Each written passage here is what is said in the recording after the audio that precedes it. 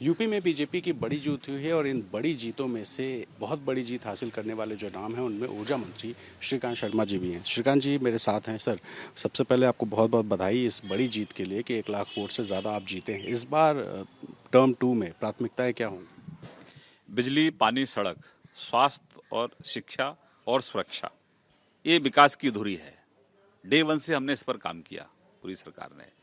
कितना बदला मेरा उत्तर प्रदेश 2017 से लेकर 22 तक, कितना बदला। तो लोगों ने इसको महसूस किया। पहले बिजली आती नहीं थी 17 से पहले, और अब 17 से 22 तक का जो सफर रहा है लोगों का, अब बिजली जाती नहीं है। तो आज़ादी के बाद भी गांव में लोग बिजली के लिए तरस रहे थे, तड़फ रहे थे। ये देश का दुर्भाग्य था। जो लोग लंबे समय तक सरकारों में रहे, कहीं ना कहीं लोगों के मन में खींच थी ऐसे लोगों की प्रति। आप तो 24 घंटे बिजली में रहते हैं और गांव में 15 दिन सिर्फ बिजली आती है, 15 दिन बिजली नहीं आती है। किसान नाराज रहता था, किसान की ट्यूबवेल का कोई शेड्यूल नहीं था। कभी रात को 1 बजे बिजली आ गई, ठंडी में वो अपनी खोर लेकर जाता था, जैसे ही खेत पर पहुंचता था बिजली गायब हो जाती थी। तो लोगों में एक कहीं ना कहीं नाराजगी थी कि ये कैसे लोग हैं जो सरकारों में हैं, जो किसान की भावनाओं को नहीं समझते, किसानी को नहीं समझते, खेती को नहीं समझते, गांव की समस्याएं क्या हैं इनको नहीं समझते, गांव क्या होता है इसको नहीं समझते, अंधेरे में जीवन कैसा होता है उसको नहीं समझते। तो ये दुर्भाग्य रहा देश का, इसलिए जनता ने हमको आशीर्वाद दिया। और आज उत्तर प्रदेश में बिजली जाती नहीं है, पहले बिजली उत्तर प्रदेश में आती नहीं थी। जिस सीट से आप चुनाव लड़े उस सीट की इस बार बहुत ज़्यादा चर्चा थी।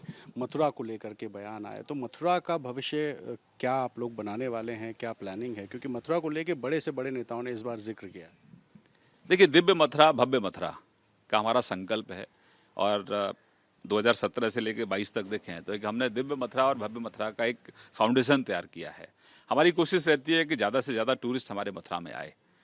अगर मथुरा में ज़्यादा से ज़्यादा टूरिस्ट आएगा तो हमारे मथुरा के, हमारे ब्रज के जो ब्रजवासी हैं उनकी इनकम बढ़ती है। हाँ, सबके लिए रोजगार, स्वरोजगार के साधन वहाँ उपलब्ध होते हैं।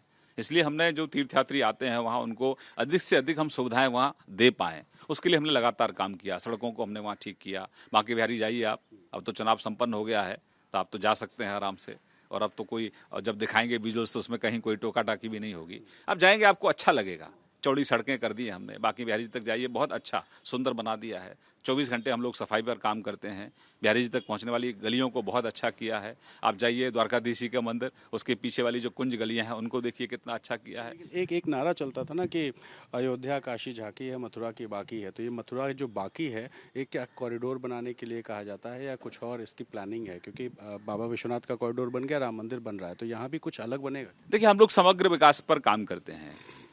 हमने पंडित दीनदयाल उपाध्याय जी के सपने को भी हमारे प्रधानमंत्री जी ने साकार किया है। अंत्योदय, पंक्ति में जो पीछे व्यक्ति खड़ा है उसका उत्थान।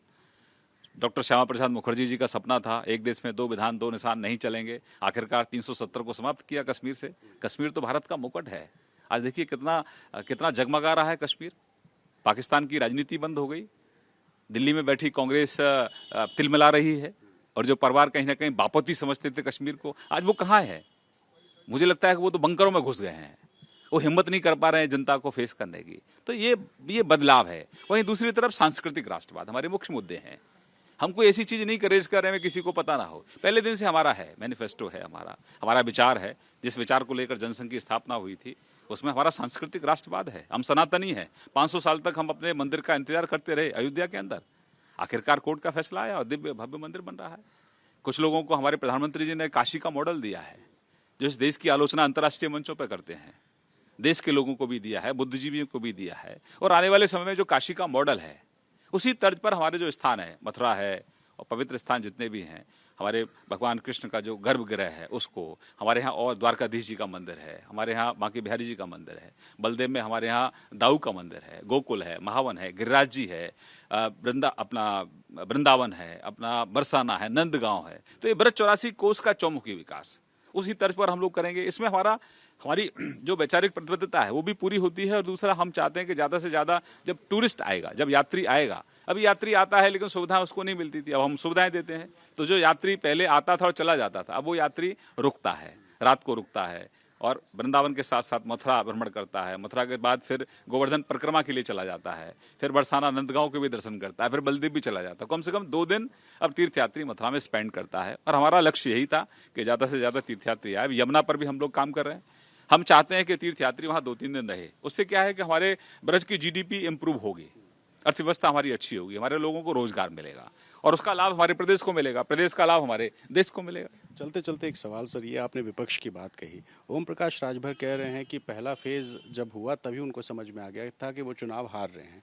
तो क्या इस बार के चुनाव में कुछ शुरुआत से, चूंकि आप पहले फेज में ही थे, क्या माहौल तभी बन गया था और लोग नहीं भाग पा रहे थे? जनता पहले देखिए, जनता तय कर चुकी थी, क्योंकि ये भाजपा की सरकार है, ये नरेंद्र भाई मोदी जी की बीजेपी है। जब आप ओथ लेते हैं उसी दिन आपको काम दे दिया जाता है कि ये काम आपको पूरा करना है। तो हम पहले दिन से अपने काम पर थे और उसका लाभ मिला। अब चुनाव संपन्न हो गया, कौन क्या कहता है, चुनाव से पहले अखिलेश जी पे भी कुछ बता दीजिए, इस पर उनकी स्ट्रेटजी से कितनी दिक्कत आई? अखिलेश जी तो हमेशा से विफल रहे हैं, क्योंकि 2012 में जो मैंडेट मिला था वो मुलायम सिंह जी को मिला था और शिवपाल जी को मिला था। उनको तो बिठा दिया गया था, उनके पास कोई अनुभव था नहीं जमीन का, क्योंकि जमीन उन्होंने देखी नहीं, जमीन से वो डिस्कनेक्ट रहे हैं। तो ऐसे चाहे उन्होंने गठबंधन किया, पूर्ण बहुमत की सरकार थी उनकी 2017 में जब वो चुनाव पर गए थे और उन्होंने कांग्रेस के साथ समझौता कर लिया था। इसका मतलब ये था कि उनको लग रहा था कि वो अपने दम पर चुनाव नहीं जीत सकते। फिर उन्होंने 19 में मायावती जी के साथ कर लिया गठबंधन, वहां भी फेल हुए। अब 22 में उन्होंने नए लोगों को ढूंढा, वहां भी फेल हुए, क्योंकि वो खुद मजबूत नहीं है। उनको उत्तर प्रदेश को अभी उन्होंने उत्तर प्रदेश को समझा नहीं ठीक से। और फिर लखनऊ में बैठ के आप उत्तर प्रदेश को नहीं समझ सकते।